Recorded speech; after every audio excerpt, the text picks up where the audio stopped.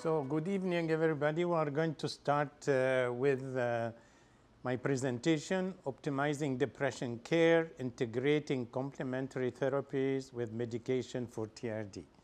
TRD is Treatment-Resistant Depression. So these are my disclosures.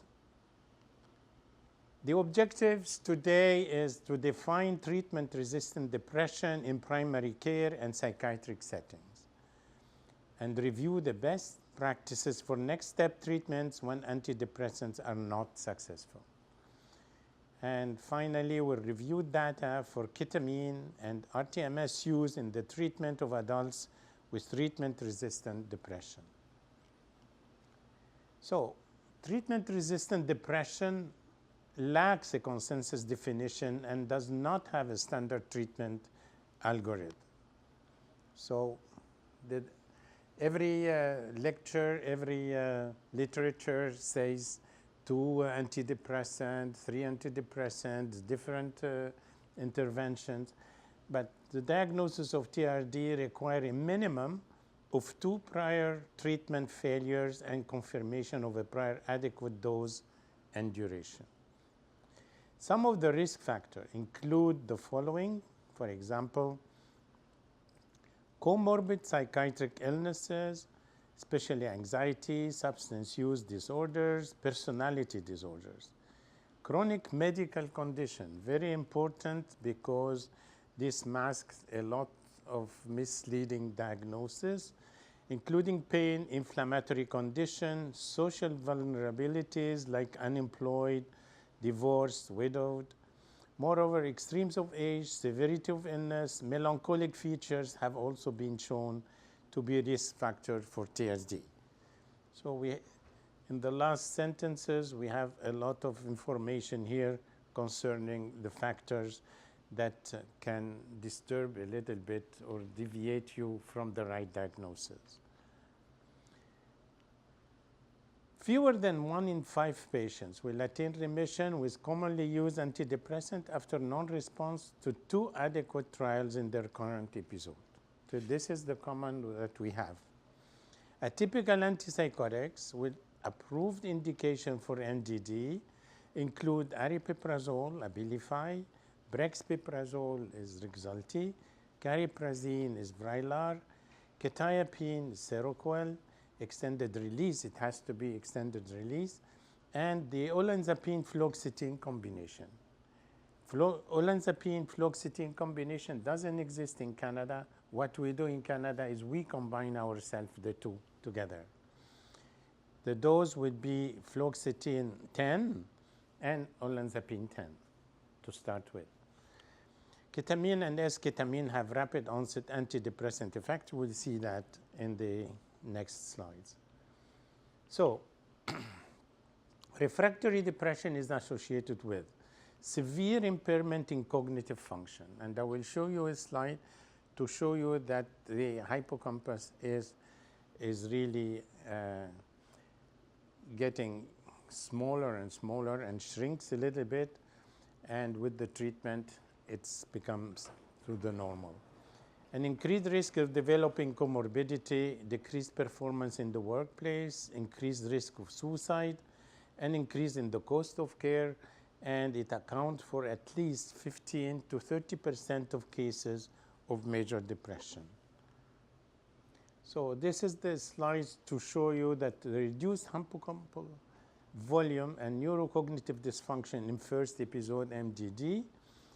And what's the good news is that with the treatment with antidepressant, if you reevaluate the hippocampal volume, it comes back to the normal. The differential diagnosis of TRD, just I put few of them that we miss sometimes. Bipolar depression, which is a very difficult to diagnose, but you need to do a lot of investigation interviews to reach that. Postpartum depression, seasonal depression, and sleep apnea. Sleep apnea is one of the most important causes of severe depression, and Sometimes we miss that clinically.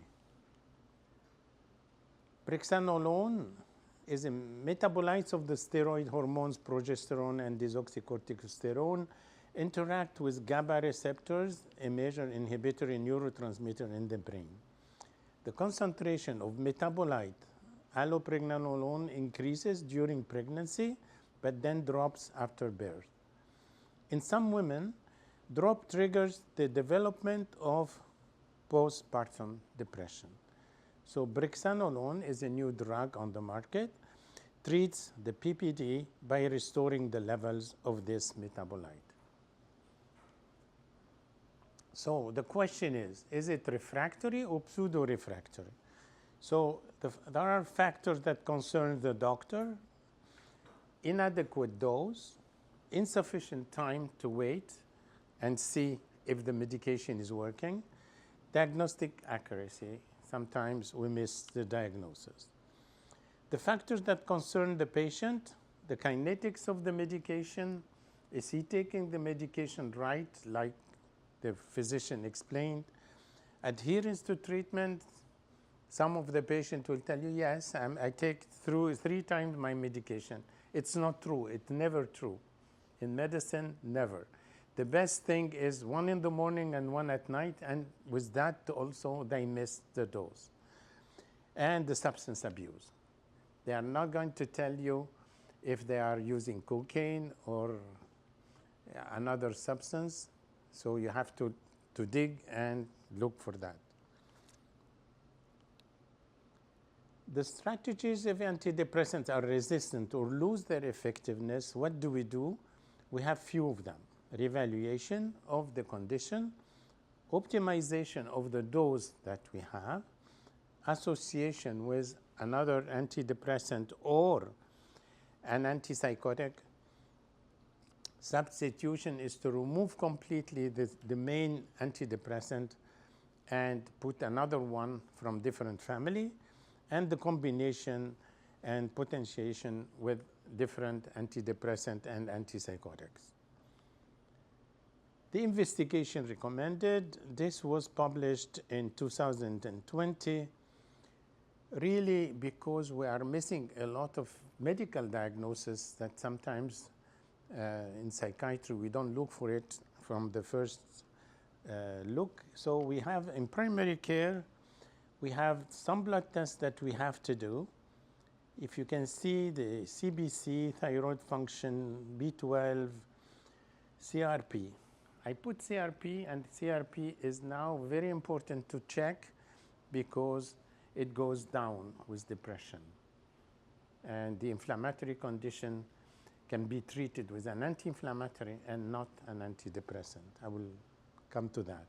Some vital signs, some symptoms questionnaire like PHQ-9 and the GAD-7, and the cognitive test, MMSE, you see, to exclude the dementia. So this is the primary care.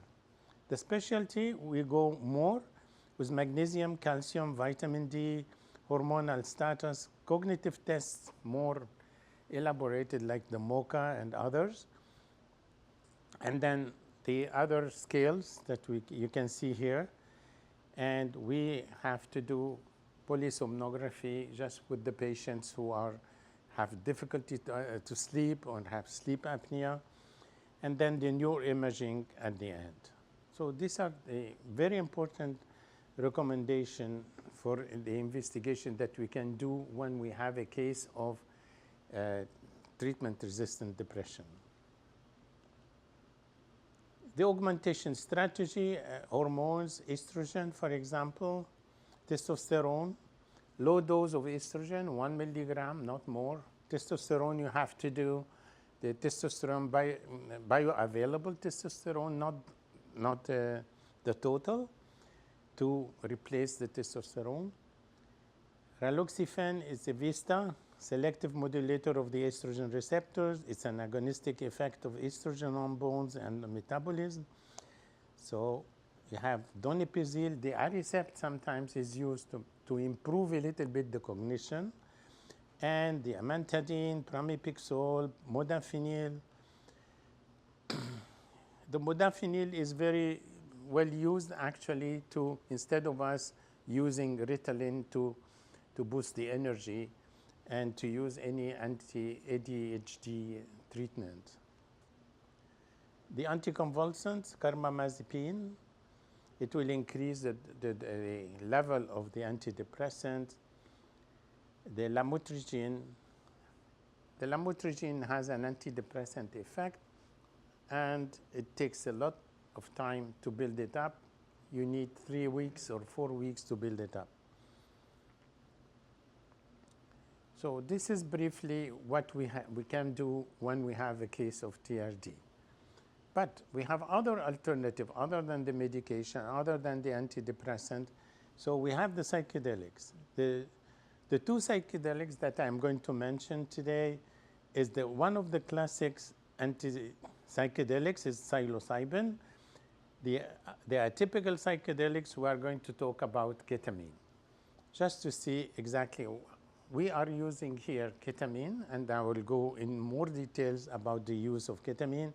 Psilocybin, I will present a kind of late study, one American study, but there are a lot of studies, just to give you an idea how we use the psilocybin.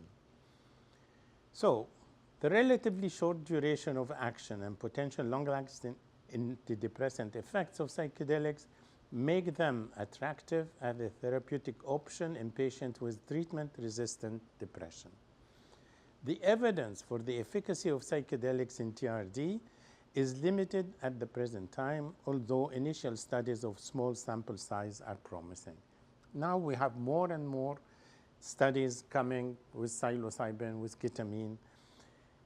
The long-lasting effects of psychedelics are proposed to be due to their altering synaptic plasticity, modulating default mode network, and increasing cognitive flexibility.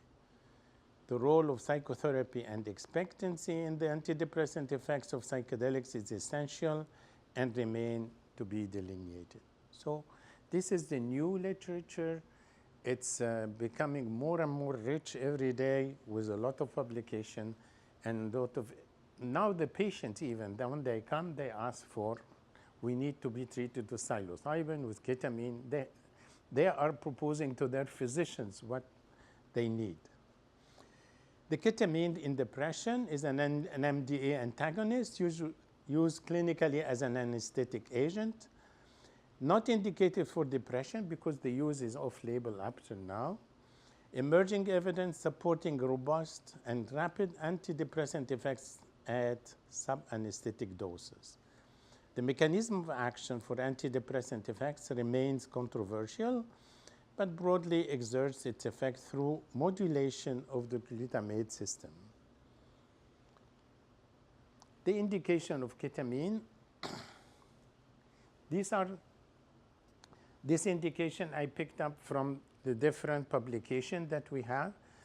It doesn't mean that all of the publications were rich enough, no, but refractory depressive disorder, obsessive compulsive, bipolar depression. There are indications for ketamine in alcohol and cocaine opiate abuse, eating duct disorders. This is 1 or 2 publications on that.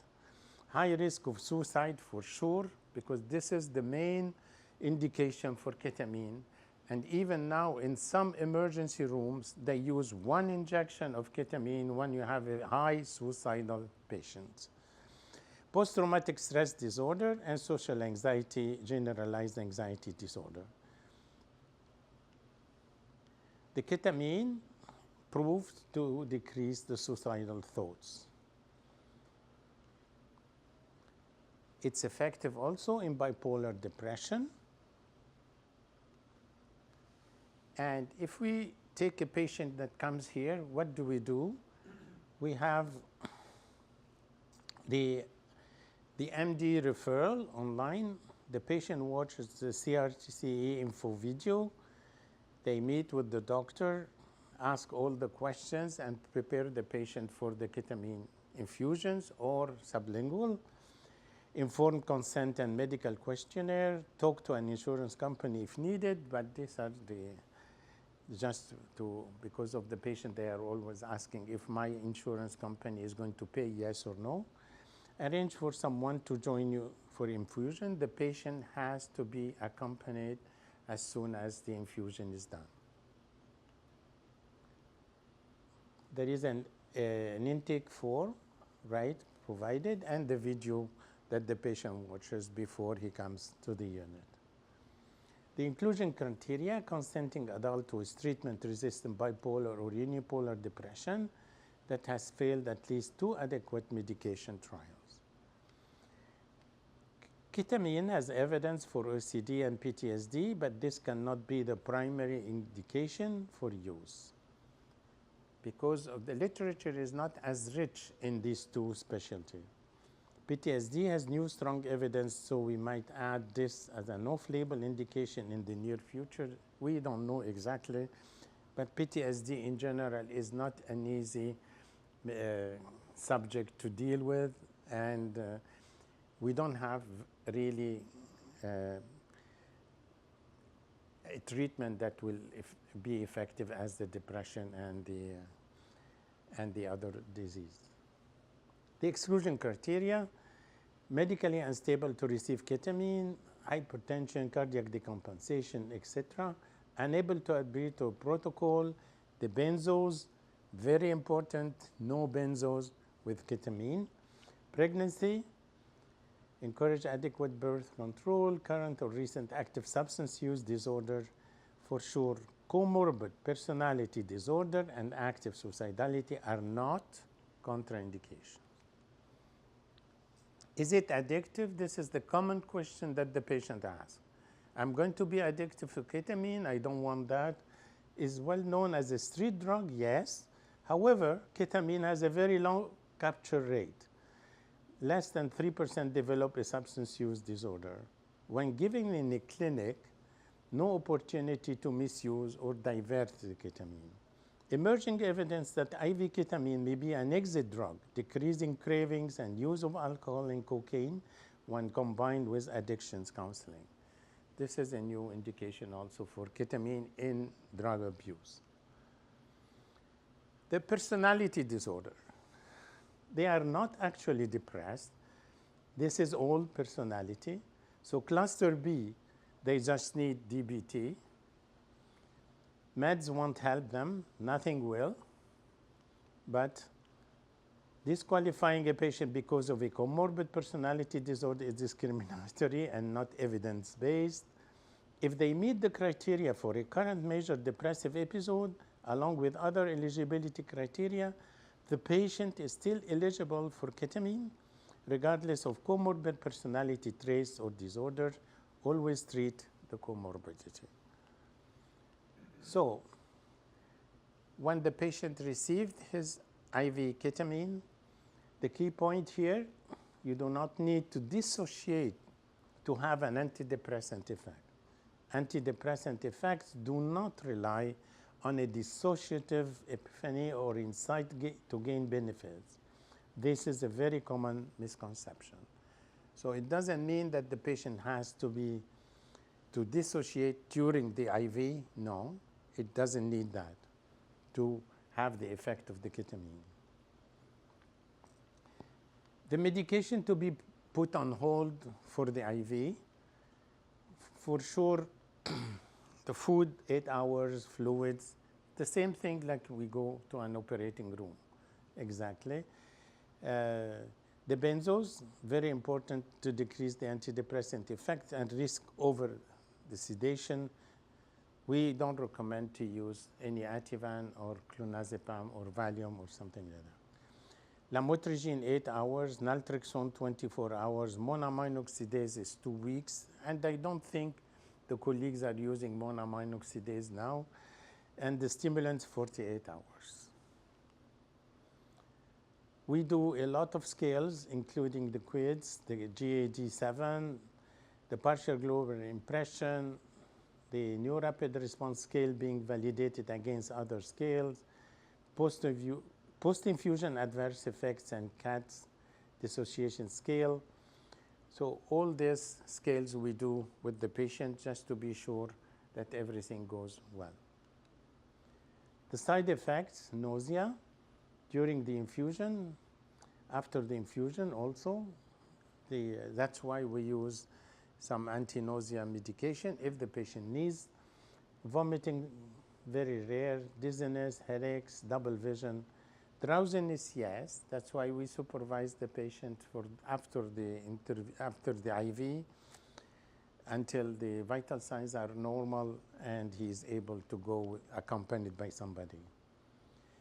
These two, depersonalization, derealization, it's not a must that you see them during the infusion, but sometimes it happens. And when it happens, it is for a few minutes, not more. That's why we keep the patient until the vital signs are normal and he's ready to go back home.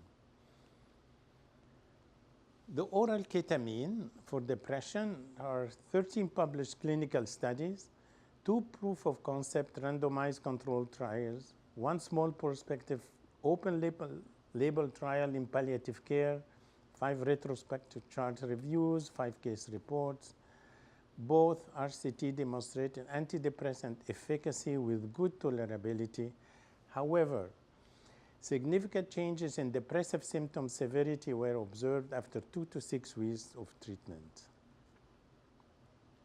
Rapid antidepressant effects, anti-suicide effect, and efficacy in treatment-resistant depression were only reported in retrospective studies.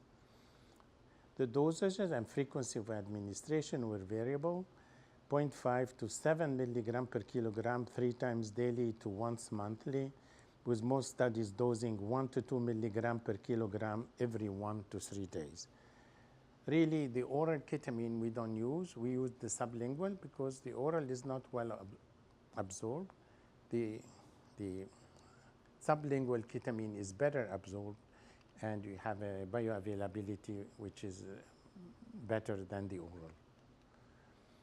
The sublingual, those effects are much more variable with intensity of dissociation and timing of dissociation. Large dosing range, the true sublingual absorption would have 20 to 40% bioavailability, but PO is under 20, as we said. We increase the dose according to the patient evaluation, and we follow up after the 4th dose, then every 2 doses. The S-ketamine is the racemic mixture, the R and S ketamine. It's an intranasal ketamine that we don't use here in this clinic. It's approved by the FDA and available in Canada. Intranasal S-ketamine, the dose is 56 to 84 milligram twice a week for a month, then every 1 to 2 weeks. It's very expensive. It depends on the patient availability and how he can pay that. We have a lot of studies proving that the S-ketamine is acting well, with 2 trials ongoing in acute suicidality and one in the elderly. So we have, with the ketamine, we have 15% remission, 20% response, no response at all around 40. It depends on the case. It depends on how the patient responds. But 50% chance you will go through the whole process and have 0 benefit. The CANMAT, which is the Canadian guidelines, in 2020, intravenous ketamine has level 1 evidence for safety and efficacy in adults with TRD. Clinically relevant adverse effects of ketamine infusions include behavioral, dissociative symptoms, physiological hypertension changes. There is insufficient evidence to recommend other formulation of ketamine. There is also still limited evidence to how to maintain response after IV ketamine, including the use of repeated and maintenance infusion.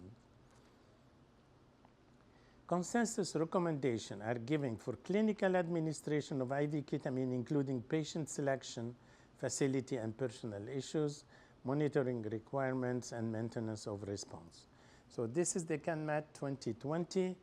The new CanMat will be in 2024, around January, February, so we have better guidelines for the ketamine. One thing that I would like everybody to be aware of is the inflammation. The inflammation, when you have a chronic inflammation, it will change a lot of things. It will cause more anhedonia. It will cause psychomotor retardation, anxiety, behavioral changes, and all this, it's going to change. The cytokines are going to increase. So that's why we don't treat that with the antidepressants. We treat that with an anti-inflammatory, like, for example, the Celebrex, and in some cases, the infliximab or Remicade is used. We have to be careful about the increase of the C-reactive protein, and that's why we have to measure it in depression, so it will give us exactly if we have an inflammatory condition with the illness. Psilocybin in magic mushrooms, Central America and northwestern US, last about 6 to 10 hours, need a lot to get same effect as LSD. The main action is the 5-HT2A agonist, not antagonist, agonist. Same basic effects as LSD, mushrooms occasionally toxic. A lot of literature, a lot of approaches actually. Everybody now would like to have psilocybin. We need to follow certain protocols, and there are certain protocols that we are going to follow associated with psychotherapy, so it will be better results with the psilocybin. This is one study that I picked in this phase 2 trial conducted between December 2019 and June 22 at 11 research sites in the United States. Adult participants between the ages of 21 and 65 were randomized in 1:1 ratio to receive a single dose of psilocybin versus placebo of niacin. Why niacin? Because niacin will cause a little bit of warmth in the body, and the patient will feel that something is happening to his body. But niacin is a vitamin. Nothing is going to happen. It's just the feeling of being hot. So the exclusion criteria were psychosis, bipolar disorder, active substance abuse, and active suicidal ideation with intent. But here they used a dose of 25 milligram of synthetic oral dose of psilocybin, and they used 100 milligram of niacin in identical capsules, each administered with psychological support. So the psychological support was the main one. Psilocybin treatment was associated with a clinically significant sustained reduction in depressive symptoms and functional disability with no serious adverse events. These findings add to the growing evidence that psilocybin, when administered with psychological support, may hold promise as a novel intervention for MDD. So this is the trend. There are a lot of information coming every day about psilocybin. This is the summary of the study that they did. As you can see, the main changes in score from baseline. At your right, the psilocybin is 19.1, and the niacin is minus 6.8. So psilocybin was associated with significantly reduced in the MADRS score versus niacin.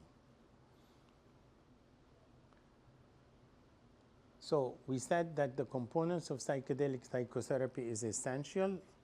We can do it with ketamine, and we can do it with psilocybin. Very important. Now,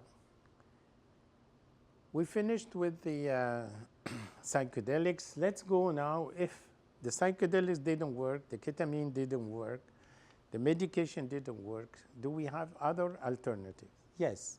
we have what we call non-invasive brain stimulation techniques for treatment-resistant depression. So we have the transcranial magnetic stimulation as a non-invasive neurostimulation technique approved for treatment-resistant depression. And the main advantage over pharmacological treatment is the low incidence of side effects. There is no anesthesia. Open challenges include localization of the stimulation target and selection of stimulation parameters. The new stimulation approaches are shorter, tailored, and biomarker-based. So here we have few of them. It's a growing field of interest, electrical or magnetic stimulation of specific brain regions, studied mainly in patients who are refractory to conventional treatments. So what we have non-invasive techniques, transcranial direct current stimulation, repetitive transcranial magnetic stimulation, electroshock, convulsive magnetic stimulation. The invasive ones, which are using surgical techniques, vagus nerve stimulation, and deep brain stimulation. So we need a neurosurgeon to intervene with these two, the last two ones. The mode of action, I tried to simplify the mode of action here. Transcranial magnetic stimulation works by using a magnetic field to stimulate nerve cells in the brain. When the magnetic field is applied to the scalp, it generates small electric currents in the scalp, underlying brain tissue.